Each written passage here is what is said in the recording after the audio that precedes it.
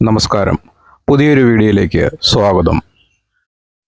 ഇന്നത്തെ യാത്ര പ്രസിദ്ധമായ മംഗളാദേവി ക്ഷേത്രത്തിലേക്കാണ്. ഇടുക്കി ജില്ലയിലെ കുമളിയിലുള്ള പ്രശസ്തമായ ഒരു ഭഗവതി ക്ഷേത്രമാണ് മംഗളാദേവി ക്ഷേത്രം. മംഗളദായിനി എന്ന സങ്കല്പത്തിലുള്ള ഭദ്രകാളിയാണ് ഇവിടെ പ്രതിഷ്ഠ. കണ്ണകി എന്നും സങ്കല്പമുണ്ട്. പെരിയാർ കടുവ സംരക്ഷണ കേന്ദ്രത്തിന് ഉള്ളിലായി കാണുന്ന വനപ്രദേശത്താണ് ഈ ക്ഷേത്രം സ്ഥിതി ചെയ്യുന്നത്. കുമളിയിൽ നിന്നും ഏതാണ്ട് 12 കിലോമീറ്റർ ദൂരം ജീപ്പിലോ നടന്നോ സഞ്ചരിച്ചു വേണം ഈ ക്ഷേത്രത്തിൽ എത്തിച്ചേരാൻ. ഒരുപാട് നാളായി ഈ ക്ഷേത്രം ഒന്ന് സന്ദർശിക്കണം എന്ന ആഗ്രഹം തുടങ്ങിയിട്ട്. പക്ഷേ ആണ്ടിൽ ഒരു ദിവസം മാത്രമേ ഈ ക്ഷേത്രം തുറക്കൂ എന്നുള്ളത് കൊണ്ട് തന്നെ അവിടെ എത്തിപ്പെടാൻ വളരെ ബുദ്ധിമുട്ടുള്ളൊരു സാഹചര്യം നിലവിലുണ്ട്.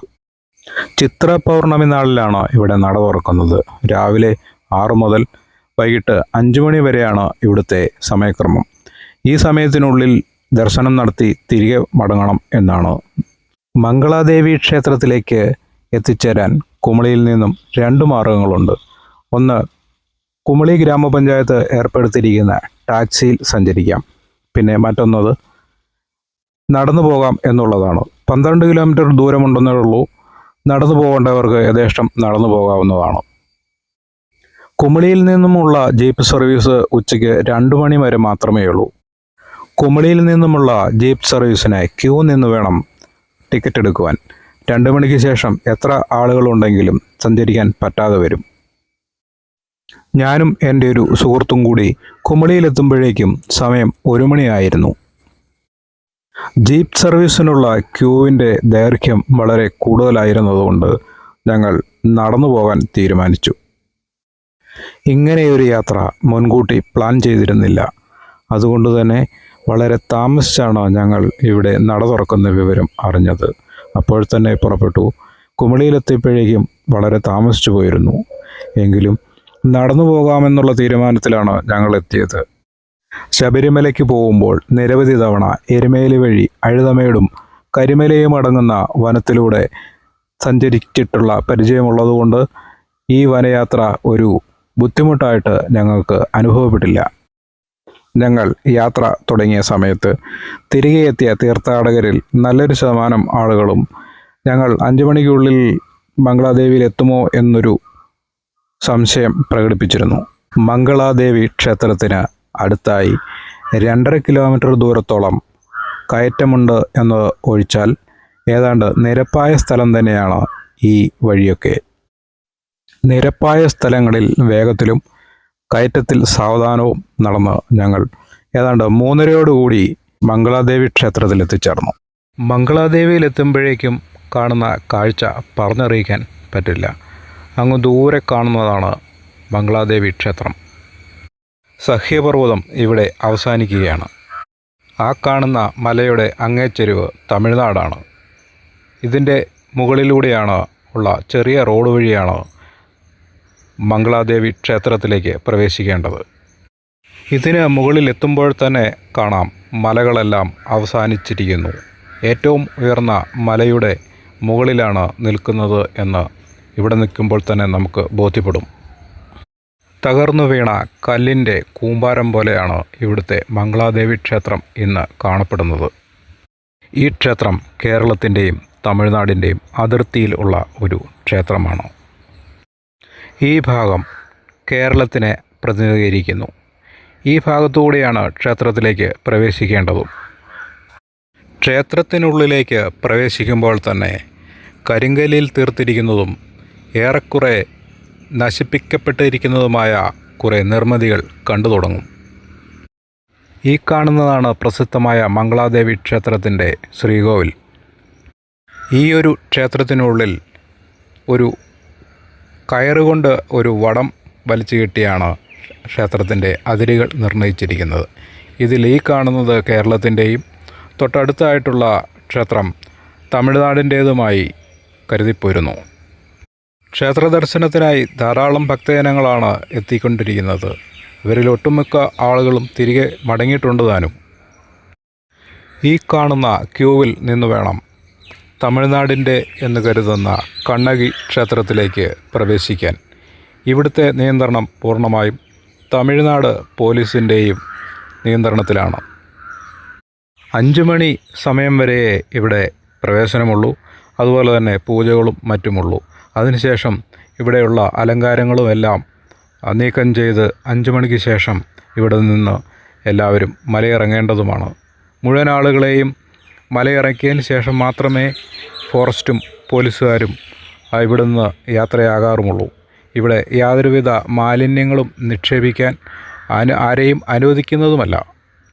ഞങ്ങളേതായാലും കൃത്യസമയത്ത് തന്നെ എത്തിച്ചേർന്നതുകൊണ്ട് ഞങ്ങൾക്ക് മംഗളാദേവി സന്ദർശിക്കാനും അത്യാവശ്യം വീഡിയോ എടുക്കാനും സാധിച്ചു. 5 മണിക്ക് ശേഷം ആരെയും ഇവിടെ നിർത്തിയിരുന്നില്ല എന്നതും ഞങ്ങൾ നേരിട്ട് കണ്ട് അറിഞ്ഞ കാര്യങ്ങളാണ്. ഇതുപോലെയുള്ള കരിങ്കൽ കൂനകൾ ഈ ക്ഷേത്രത്തിൻ്റെ പല ഭാഗങ്ങളിലായിട്ട് കാണാവുന്നതാണ്. ഈ ക്ഷേത്രം ഏതാണ്ട് 6-ാം നൂറ്റാണ്ടിൽ നിർമ്മിച്ചതാണ് എന്ന് പറയപ്പെടുന്നു. ചേരൻ ചെങ്കുട്ടുവിൻ്റെ കാലത്ത് ചേരന്മാരാണ് ഈ ക്ഷേത്രം നിർമ്മിച്ചത് എന്നാണ് പറയപ്പെടുന്നത്. പിന്നീട് ഏതാണ്ട് 9-ാം നൂറ്റാണ്ട് കാലഘട്ടത്തിൽ ചോളന്മാരാണ് ഈ ക്ഷേത്രം തകർത്തത് എന്ന് പറയപ്പെടുന്നുണ്ട്. ഇളങ്കോവടികൾ രചിച്ച തമിഴിലെ ഇതിഹാസകാവ്യമായ ചിലപ്പതികാരത്തിലെ വീരനായികയായ കണ്ണകിയെയാണ് ഇവിടെ പ്രധാനമായും ആരാധിച്ചു പോരുന്നത്. നിരപരാധിയായ തൻ്റെ ഭർത്താവിനെ വധിച്ച പാണ്ഡ്യരാജാവിനെ പ്രതികാരമൂർത്തിയായ കണ്ണകി ശപിക്കുകയും മുലപറിച്ചെറിഞ്ഞുകൊണ്ട് മധുര നഗരം ചുട്ടരിക്കുകയും ചെയ്തു എന്നാണ് ചിലപ്പതികാരത്തിൻ്റെ ഇതിവൃത്തം. കേരളത്തിൽ കാളിക്ക് സമാനമായി കണ്ണകിയെ ആരാധിച്ചു വരുന്നുമുണ്ട്. ഞാൻ ഈ നിൽക്കുന്നതിന് പിന്നിൽ കാണുന്നതൊക്കെ ഈ ക്ഷേത്രത്തിൻ്റെ നാശോന്മുഖമായ പല കാര്യങ്ങളുമാണ്. പെരിയാർ കടുവാ സംരക്ഷണ കേന്ദ്രത്തിന് 12 കിലോമീറ്റർ ഉള്ളിലായി വനപ്രദേശത്താണ് ഈ ക്ഷേത്രം സ്ഥിതി ചെയ്യുന്നത്. ഈ സ്ഥലം സമുദ്രനിരപ്പിൽ നിന്നും ഏകദേശം 4386 അടി ഉയരത്തിലാണ് സ്ഥിതി ചെയ്യുന്നത്. വർഷത്തിൽ ഒരു ദിവസം മാത്രമേ നട തുറക്കൂ എന്നതാണ് ഇവിടുത്തെ ഏറ്റവും വലിയ പ്രത്യേകത. കേരളത്തിലെ 108 ദുർഗാലയങ്ങളിൽ ഉൾപ്പെട്ട ഒരു ക്ഷേത്രം കൂടിയാണ് ഇത്. പാണ്ഡ്യ നാടായ മധുരാപുരി ചുട്ടരിച്ച ശേഷം കണ്ണകി ചേരനാട്ടിൽ എത്തി എന്ന ഐതിഹ്യത്തിലാണ് ഇവിടെ ക്ഷേത്രം ഉണ്ടായത് എന്ന് കരുതപ്പെടുന്നു. പുരാതന ചേരശൈലിയിൽ നിർമ്മിച്ച ശിലാപാളികൾ അടുക്കി വച്ച നിർമ്മാണ രീതിയാണ് ഇവിടെ കാണാൻ സാധിക്കുന്നത്. ശേഷം കണ്ണകി കൊടുങ്ങല്ലൂരിലേക്ക് പോയതായും ഐതിഹ്യമുണ്ട്. മനുഷ്യവാസമില്ലാത്ത കൊടുങ്കാടിനുള്ളിലായ ഈ ക്ഷേത്രം നാശാവസ്ഥയിലായതു സംബന്ധിച്ച് വിശ്വാസയോഗ്യമായ തെളിവുകൾ ഒന്നും തന്നെയില്ല. ചില ചരിത്രകാരന്മാരുടെ അഭിപ്രായത്തിൽ തമിഴ്നാട്ടിൽ നിന്നുള്ള ശൈവമതക്കാരായ ചോള മറവപ്പടയുടെ ആക്രമണത്തിലാണ് നശിപ്പിക്കപ്പെട്ടത് എന്ന് പറയപ്പെടുന്നു. നൂറ്റാണ്ടുകളായി ആരാലും ശ്രദ്ധിക്കപ്പെടാതെ കിടന്ന ക്ഷേത്രം പൂഞ്ഞാർ രാജവംശത്തിൻ്റെയും പിന്നീട് തിരുവിതാംകൂർ രാജവംശത്തിൻ്റെയും കൈകളിലായിരുന്നു. 1980കളിൽ ഇങ്ങനെ ഒരു ക്ഷേത്രം ഉണ്ടെന്ന് അറിഞ്ഞ തമിഴ്നാട്ടുകാർ അവകാശവാദം ഉന്നയിച്ചതോടുകൂടി ഭൂമിശാസ്ത്രപരമായി കേരളത്തിൻ്റെ അതിർത്തിക്ക് ഉള്ളിൽ ഉള്ള ഇവിടം തർക്കപ്രദേശമായി. പിന്നീട് ചിത്ര പൗർണമി ദിവസം ക്ഷേത്രത്തിൽ ഒന്നിൽ കേരളത്തിൻ്റെയും മറ്റൊന്നിൽ തമിഴ്നാടിൻ്റെയും പൂജാരിമാർക്ക് പൂജയ്ക്ക് അനുവാദം കൊടുത്തു.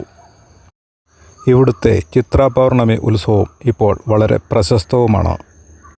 ഉത്സവത്തിനോട് അനുബന്ധിച്ച് പ്രത്യേക പൂജകൾ രാവിലെ 6 മണി മുതൽ വൈകിട്ട് 4 മണി വരെ തുടരുന്നു. പെരിയാർ വന്യജീവി സംരക്ഷണ കേന്ദ്രത്തിലൂടെയാണ് ക്ഷേത്രത്തിൽ എത്തിച്ചേരാൻ കഴിയുക. സ്വകാര്യ വാഹനങ്ങൾ കടത്തിവിടുകയില്ല. പ്രത്യേകം അനുമതി ലഭിച്ച ടാക്സി ജീപ്പുകളിലോ കാട്ടിനുള്ളിലൂടെ 12 കിലോമീറ്റർ നടന്നോ ഈ ഒരു ദിവസം മാത്രം ഭക്തർക്ക് മംഗളാദേവിയിൽ പ്രവേശനമുണ്ട്. മറ്റൊരു ദിവസവും വനത്തിനുള്ളിലേക്ക് ആരെയും കടത്തിവിടുകയില്ല. മംഗളാദേവി ഉൾപ്പെടുന്ന പെരിയാർ ടൈഗർ റിസർവ് പ്രദേശം മുഴുവൻ കേരള വനം വകുപ്പിൻ്റെ കർശന നിയന്ത്രണത്തിലാണ്. ഞങ്ങൾ ക്ഷേത്ര ദർശനം പൂർത്തിയാക്കി അത്യാവശ്യം വീഡിയോയും എടുത്തപ്പോഴേക്കും ഏതാണ്ട് സമയം 5 മണിയോട് അടുത്തിരുന്നു. അപ്പോഴേക്കും ക്ഷേത്ര പരിസരത്തു നിന്നും മുഴുവൻ ആളുകളെയും പോലീസ് ഉദ്യോഗസ്ഥരും വനം വകുപ്പ് ഉദ്യോഗസ്ഥരും ചേർന്ന് നീക്കം ചെയ്തു തുടങ്ങിയിരുന്നു. തുടർന്ന് മുഴുവൻ ആളുകൾക്കും കുമളിയിലേക്ക് പോകാനുള്ള വാഹന സൗകര്യവും ഏർപ്പെടുത്തി തന്നു. അങ്ങനെ ഞങ്ങൾ തിരികെ ഒരു ജീപ്പിൽ കുമളിയിലേക്ക് പുറപ്പെട്ടു. വീഡിയോ ഇഷ്ടമായാൽ ലൈക്ക് ചെയ്യുക. നിങ്ങളുടെ വിലയേറിയ അഭിപ്രായങ്ങൾ കമൻ്റായി രേഖപ്പെടുത്തുക. സുഹൃത്തുക്കൾക്ക് ഷെയർ ചെയ്തു കൊടുക്കുക. നന്ദി.